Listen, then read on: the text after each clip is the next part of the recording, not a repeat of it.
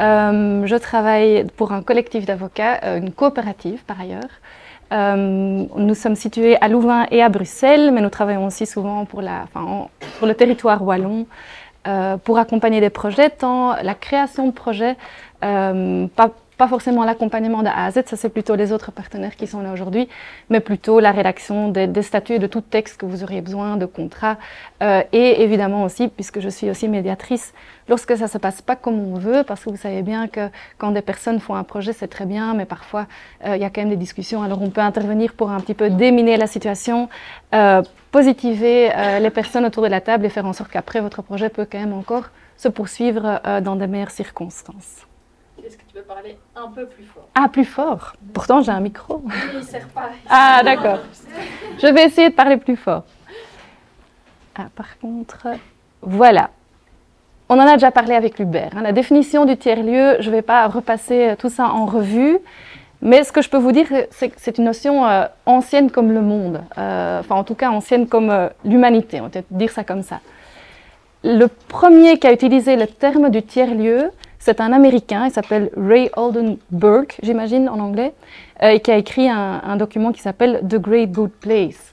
Et en réalité, il définit le tiers-lieu comme un lieu qui ne relève ni du domicile ni du travail.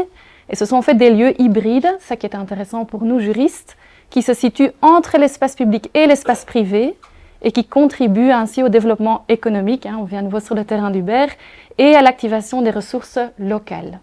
Et pourquoi c'est intéressant pour les juristes? Parce qu'il y a les deux dimensions. On l'a vu aussi dans ta présentation, Hubert. Donc il y a d'une part cette dimension qui est humaine, organisationnelle. Il faut donc des règles pour que tout se passe bien, qu'on sache quel est le rôle de qui est responsable de quoi, qui est mandaté pour faire quoi. Et puis il y a aussi la dimension espace.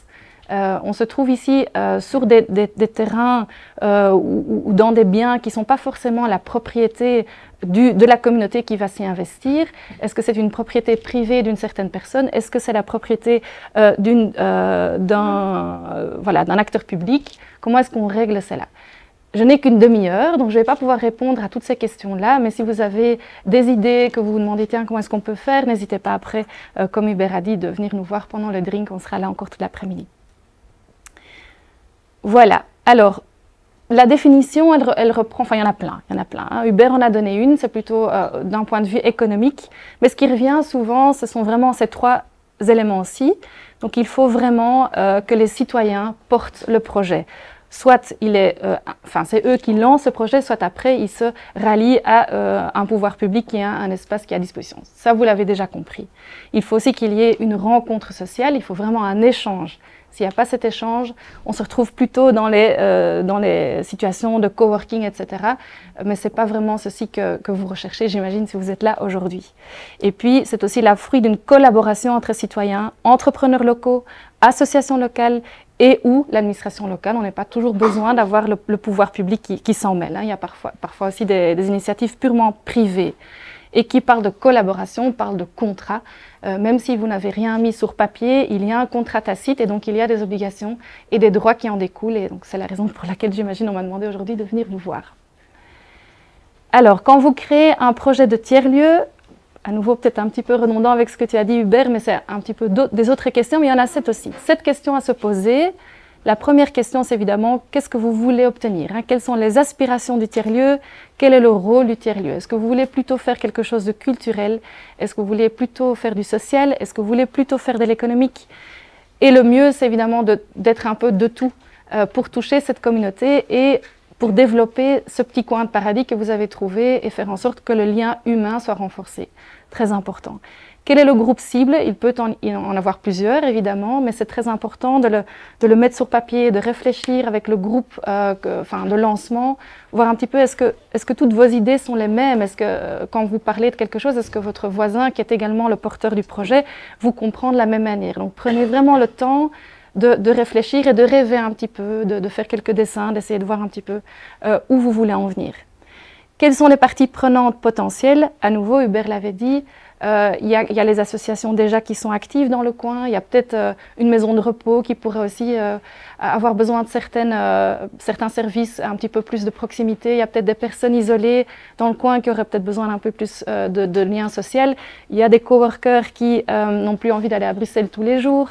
Il y a plein de parties prenantes qui pourraient être intéressées par vos projets. Essayez de sortir un petit peu de votre idée, parce qu'on a tendance un petit peu à être dans un tunnel quand on se lance dans un projet, on ne voit plus que son projet, mais sortez de ce projet et parlez autour de vous, c'est très important pour tirer votre projet au clair. Tenir compte des idées, souhaits, besoins, mais aussi des plaintes des citoyens. On en a parlé, je crois, tout au fond. Parfois, les citoyens sont un petit peu...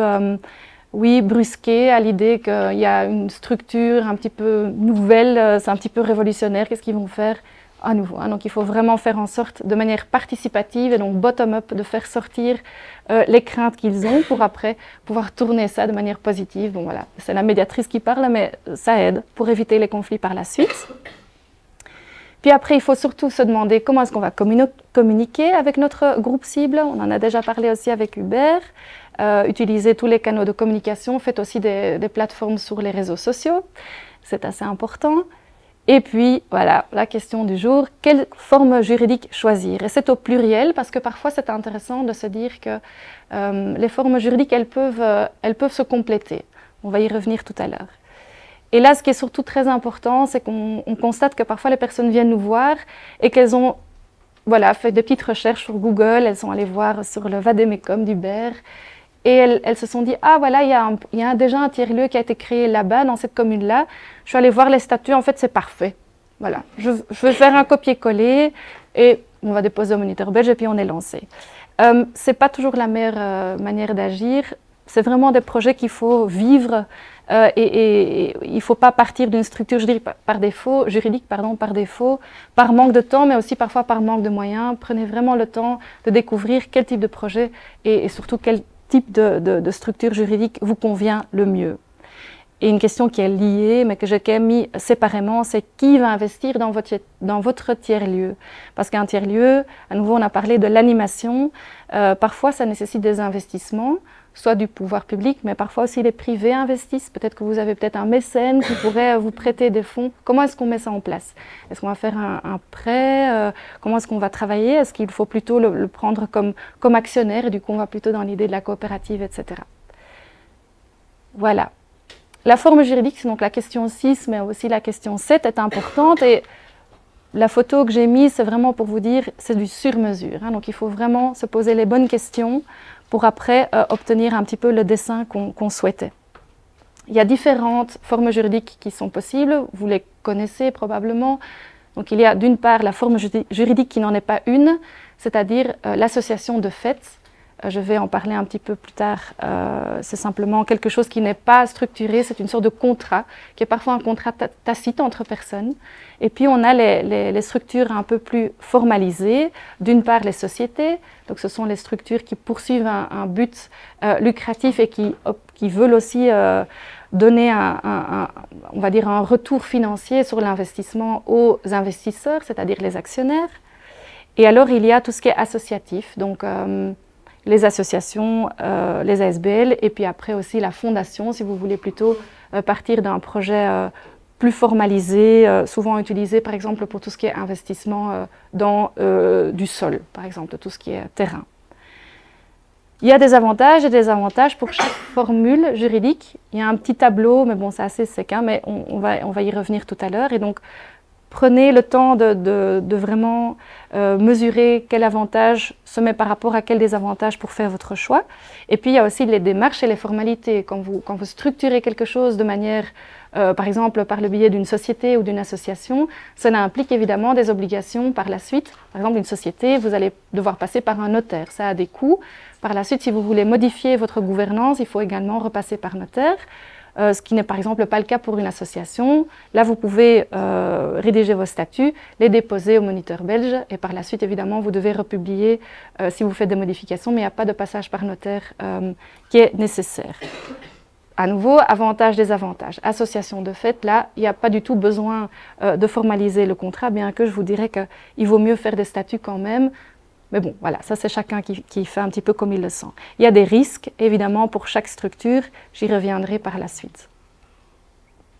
Les 4 questions principales à se poser au début de votre projet, j'imagine que c'est plutôt plus ou moins là où vous en êtes aujourd'hui, c'est est-ce que je vais poursuivre un but lucratif ou un but social? Si vous êtes là aujourd'hui, c'est que je pars du principe que vous avez plutôt un but social. La différence, c'est quoi?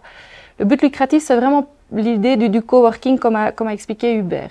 C'est une personne qui veut tirer quelque part profit du fait que des personnes souhaitent se réunir autour d'une machine à café et ne plus faire les déplacements, mais qui n'a pas forcément d'objet social enfin, il veut surtout en fait voilà, tirer profit de cette situation et faire en sorte qu'il ait son salaire qui soit payé par là.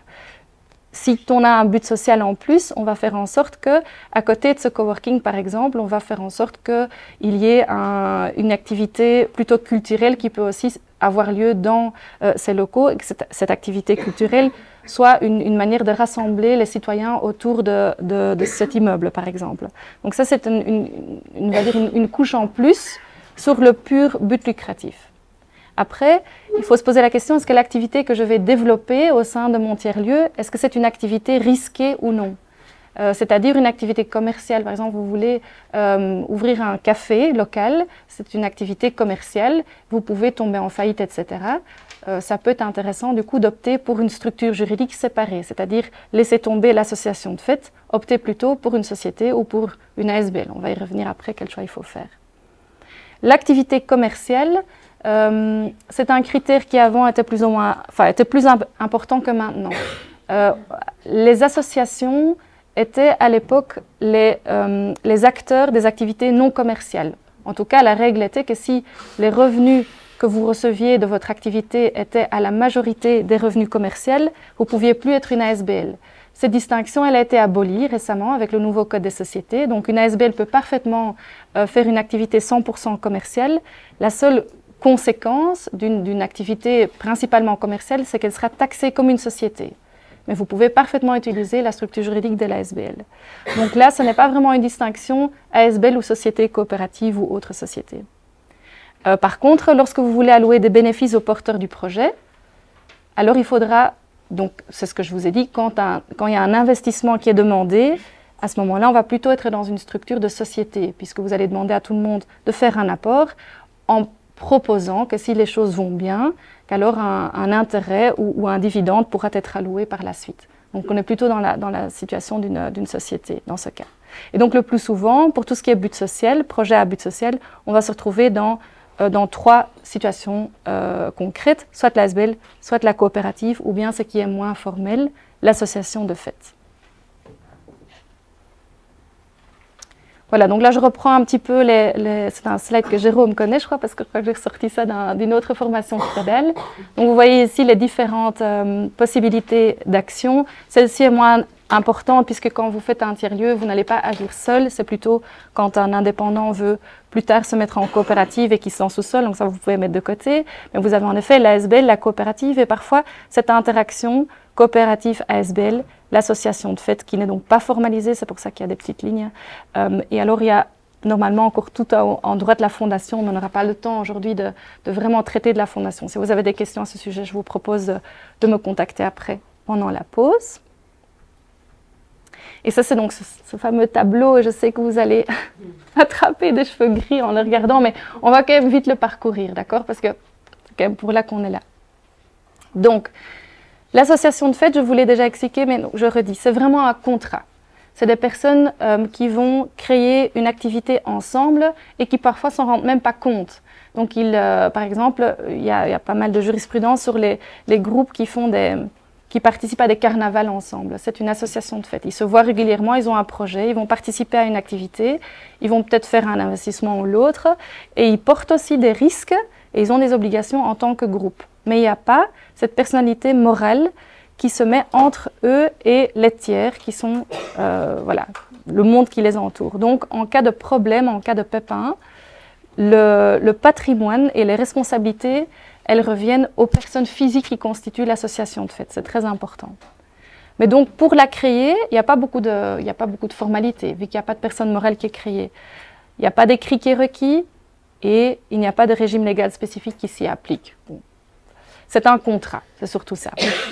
La SBL, c'est déjà un petit peu plus formel comme constitution, donc c'est une personne morale à part entière, c'est-à-dire que fictivement, on considère que la personne morale, elle va pouvoir signer des contrats par le biais des représentants qui sont les personnes physiques qui y siègent, évidemment, dans son conseil d'administration.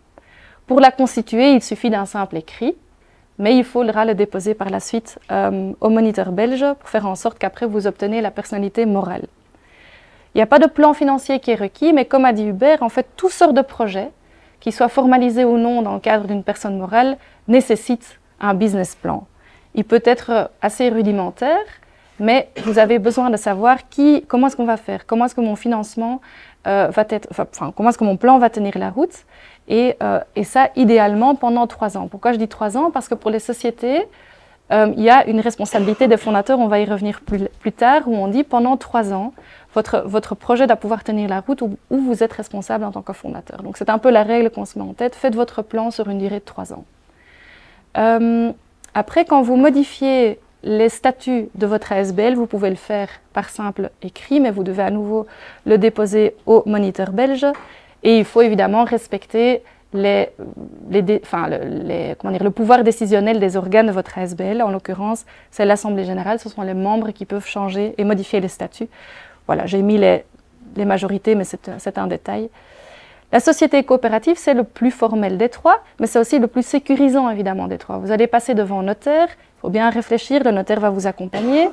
Par la suite, quand vous voulez modifier quelque chose, il faudra repasser par lui, il faudra aussi respecter pas mal de règles, tout comme pour la SBL. Le plan financier, il est requis, et pour les modifier, ici on parle de la société coopérative, il faudra évidemment aussi respecter des majorités qui sont différentes que pour les ASBL. Si vous modifiez aussi l'objet, le but, la finalité ou les valeurs, ça c'est spécifiquement pour la société coopérative qui est une société qui a comme spécificité que les valeurs et la finalité sont très importantes et sont ancrées dans les statuts de la société. Vous allez devoir demander un rapport de l'OA qui est l'organe d'administration. Voilà, c'est très formel, hein, mais... Pour le lancement de l'association de fait, c'est un contrat, donc il faut être en principe minimum 2. Donc pas de minimum requis, c'est une erreur, je vais dire, mais bon. L'ASBL, il faut aussi être 2. À l'époque, on disait 3, mais donc ça, il y a eu une modification de la législation. Maintenant, vous pouvez être 2.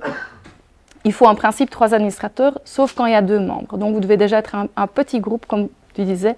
Donc le projet chez toi, c'était 2 personnes, mais ça suffit.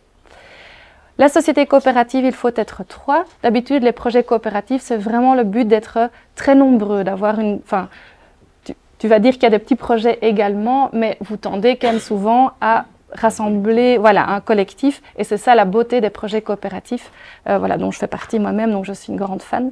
Et là, un administrateur suffit, mais évidemment, quand vous êtes un grand groupe de porteurs de projets, faites en sorte que ceux qui décident sont aussi relativement nombreux, pas non plus 10-12, c'est un peu trop, mais il faut quand même que ce ne soit pas juste une hégémonie, quoi. Le but principal, j'en ai parlé au précédent slide, l'association de fait, c'est un petit peu comme les ASBL, c'est plutôt un but social désintéressé qui doit être idéalement défini dans le contrat qui vous liera. Pour la SBL, c'est prévu par la loi, donc c'est un but social statutaire désintéressé et donc il peut être commercial comme je vous ai expliqué en début de formation. Pour la société coopérative, c'est vraiment un but social qui doit s'inscrire dans l'esprit coopératif. Je crois qu'ici, chez Credal et chez Serra, ils pourront vraiment vous apporter plus d'explications à ce sujet. Mais donc la définition dans la loi, c'est la satisfaction des besoins et ou le développement des activités économiques et ou sociales de ses actionnaires ou bien des tiers intéressés. Donc les coopérateurs, les porteurs de projets sont vraiment au centre du projet. Voilà, le partage des bénéfices, évidemment, je vous en ai parlé, donc il faut une société pour pouvoir partager des bénéfices. La SBL ne peut pas du tout procurer un avantage patrimonial, que ce soit direct ou indirect aux membres administrateurs et même à des tiers, sauf quand le but des intéressés le détermine. Et l'association de fait, c'est vraiment la petite sœur de l'association, mais moins formalisée, donc on part du principe que c'est la même chose. Les organes requis par la loi, à nouveau, ce n'est pas requis au sein de l'association de fait, mais faites un copier-coller des associations classiques, des associations sans but lucratif, c'est-à-dire faites en sorte qu'il y ait des membres et qu'il y ait aussi un organe d'administration qui puisse prendre des décisions. Dans la société coopérative, c'est un petit peu la même chose. Donc, il y a l'Assemblée générale qui reprend tous les coopérateurs et puis après, il y a l'organe d'administration qui va régler et prendre les décisions. L'apport financement, pour la société coopérative, il faut un apport, c'est une société. Pour l'ASBL, ce n'est pas nécessaire, mais je reviens à nouveau avec le même constat. Il faut faire un projet, il faut faire un budget pour que le projet puisse tenir la route. Que ce soit un financement externe ou évidemment des subsides, etc. Ce sera souvent l'avantage des ASBL, c'est que pour beaucoup d'ASBL, ce sera le choix de l'ASBL pour pouvoir introduire des dossiers de subsides. Pour les coopératives, on voit quand même de plus en plus que c'est repris aussi dans tout ce qui est subsides. Mais voilà, historiquement, il y a quand même encore beaucoup de choses qui sont exclusivement admises pour les ASBL. En matière de responsabilité, c'est là aussi la grande différence entre les personnalités morales et non. Donc quand vous êtes une association de fait et que vous n'avez pas constitué de société ou d'association, vous êtes personnellement tenu de tous les problèmes qui pourraient survenir. C'est assez conséquent, hein. Beaucoup de personnes ne se rendent pas compte de ça. L'avantage des ASBL et de sociétés coopératives, ok, c'est plus formel, il faut faire des démarches, il faut parfois aller voir un notaire si vous voulez une société, mais je vous garantis que par la suite, quand il y a un pépin, vous serez contente ou content de l'avoir fait. Et je crois que c'est mon dernier slide, je crois. Donc, en tant que membre d'une association, vous n'êtes pas propriétaire de votre projet. Vous êtes vraiment porteur de projet, mais vous n'êtes pas propriétaire. Quand vous êtes dans une société coopérative, vous êtes vraiment propriétaire pour la fraction des actions que vous avez en main. Donc c'est aussi une grande différence entre l'association et la société coopérative. Et puis après, le droit de vote, il est la même chose au sein de l'association ou au sein de la coopérative. Normalement, on dit une personne, une voix, mais vous pouvez statutairement modifier vos règles de fonctionnement. Les autres, je crois que je ne vais pas trop zoomer dessus. Sachez qu'évidemment, oui, en fiscalité, c'est important. Quand vous travaillez dans le cadre d'une association, vous n'êtes pas taxé de la même manière qu'une société. Une société, tout revenu qui rentre dans une société est taxé dans l'ISOC, donc c'est l'impôt sur les sociétés. Par contre, en matière d'ASBL, c'est plutôt au niveau du patrimoine qu'on va voir la taxation. Et on dit que pour beaucoup d'associations, la taxation elle est quasiment zéro. Donc c'est différent. Une petite différence quand même. Il y a des obligations qui sont évidemment plus importantes quand vous organisez dans le cadre d'une personne morale, donc soit ASBL, soit société coopérative, et là aussi il y a une graduation. Les ASBL sont considérés encore un petit peu plus souples que les coopératives. Voilà. Et alors les bénévoles, là aussi il y a une différence et quelque chose qui a changé récemment. Donc la règle est en principe que les associations qui ne sont pas taxées sous l'ISOC, et à nouveau il faut faire le lien avec les activités commerciales. Donc avant on disait les associations qui font du pur associatif, donc pas plus de 50% de leurs activités commerciales, ont droit à faire appel à des bénévoles et de défrayer leurs frais. Ça a évolué un petit peu, donc on sait que dans le milieu coopératif, on a vu pas mal de projets qui ont fait appel à des bénévoles en disant, mais nous par exemple, on donne 0 dividende et on exclut ça dans nos statuts. Donc on est quasiment des associations, mais il y a eu récemment un avis du Conseil supérieur des volontaires qui a conseillé de quand même faire très nettement la distinction association et coopérative, où même les associations, quand elles font du commercial, continuera à bénéficier des bénévoles, mais pas les coopératives. On appelait des contres, donc on est allé voir le Conseil supérieur pour vraiment remettre un peu l'église au milieu du village, mais ils ont quand même donné un avis contraire, donc ce sera vraiment l'associatif qui aura droit. Et j'ai compris que la circulaire a été adaptée récemment, donc c'est vraiment un avantage qui resterait alloué dans un premier temps aux associations. Non soumise à l'ISOC, c'est ça? Non, justement. C'est important, je n'ai pas bien compris. Oui, donc avant, c'était en effet la distinction soumise à l'ISOC ou pas. Mais dans les coopératives, on pouvait aussi être taxé dans l'impôt sur les personnes morales si on était quasiment une association, mais sous la forme d'une société, c'est-à-dire on ne donnait pas de dividendes, etc. Et maintenant, il y a eu tout ce débat. Est-ce que du coup, on doit allouer à tout le monde, quelle que soit la personne morale, si on est quasiment une association, ou bien est-ce qu'on dit quand même associatif? Et est-ce qu'on reste alors dans le critère fiscal, oui ou non? Et maintenant, on est entre les deux. Donc, on dit, tant qu'on est une association, c'est bon, quel que soit le régime fiscal. Voilà. Voilà. Mais donc, c'est plus facile pour les associations. Mais ici, je sais qu'il y a beaucoup de gens aussi qui sont dans le secteur coopératif. Ça deviendra beaucoup plus compliqué. Donc, c'est quelque chose qui bouge beaucoup les derniers temps. Hein, donc, on va encore en entendre parler. Voilà. Bon, ça, c'est le bureau. Donc, moi, je crois que pour un petit peu faire une petite synthèse, hein, parce que ici, c'est vraiment beaucoup d'informations, mais en Flandre, les tiers-lieux, c'est plutôt des projets sociaux. Donc, on veut inclure des personnes qui ont besoin d'un réseau social et qui tombent hors réseau social. Ça s'appelle les buurtpunten. Il y en a pas mal. Je crois que c'est quelque chose qui a eu beaucoup de succès aussi en Flandre. Et ce sont des projets qui sont plutôt portés par le public. Donc voilà, c'est un petit peu différent, je crois, ici en Wallonie et puis à Bruxelles également. Donc chaque région a un peu ses spécificités, mais la règle reste la même. Il y a une demande qui vient de citoyens et qui doit être portée par les citoyens. D'où vient l'initiative? Voilà. Si vous voulez purement faire du social, ce n'est pas forcément nécessaire d'aller dans la direction d'une société coopérative. Mais très souvent, les projets de tiers-lieux ont un aspect économique, hein, c'est ce qu'Hubert nous a montré. Et à ce moment-là, quand il y a un investissement qui se fait et un retour qui doit être prévu sur cet investissement, c'est intéressant de travailler avec la société et de préférence avec la société coopérative. Pourquoi la société coopérative? Parce qu'il y a justement cette finalité et ces valeurs qui sont très importantes et qui sont inscrites dans tous les projets. Dans les situations où le tiers-lieu a différentes casquettes, la question sera surtout, est-ce qu'on garde du coup la société coopérative pour tous les projets, ou bien est-ce qu'on va superposer différentes petites structures? Est-ce qu'on fait une petite ASBL pour tout ce qui est par exemple social et peut-être culturel aussi pour les raisons des subsides et qu'on met une coopérative à côté, les mêmes personnes hein, mais différentes casquettes. Ça peut être intéressant d'un point de vue financement et vu qu'il y a une unité personnelle, on appelle ça juridiquement, donc c'est les mêmes personnes qui gèrent les deux entités, c'est pas très compliqué à mettre en place.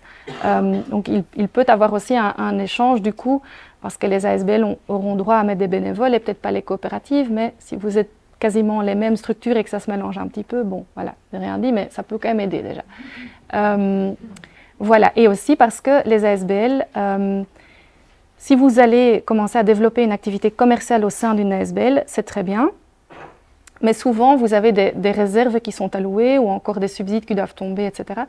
Si vous avez un pot commun qui est le patrimoine de l'ASBL et que l'activité commerciale qui n'est qu'une fraction de votre activité totale du tiers-lieu tourne pas rond, évidemment, vos créanciers peuvent venir prendre aussi le reste des budgets qui sont à l'ASBL. Ils vont pas aller dire « Ah tiens, non, ça je ne peux pas y toucher parce que ça c'est pour la partie sociale du projet. » Non, ils vont juste dire « Vous devez me payer autant » et ils vont rafler tout. Donc là aussi, c'est toujours bien de mettre des garde-fous et de peut-être se dire de superposer différentes structures avec chacun leur patrimoine, avec chacun leur personnalité morale, mais les mêmes personnes qui peuvent être les porteurs de projets. Voilà, pour dynamiser un peu ça, mais aussi pour vous préserver des risques potentiels.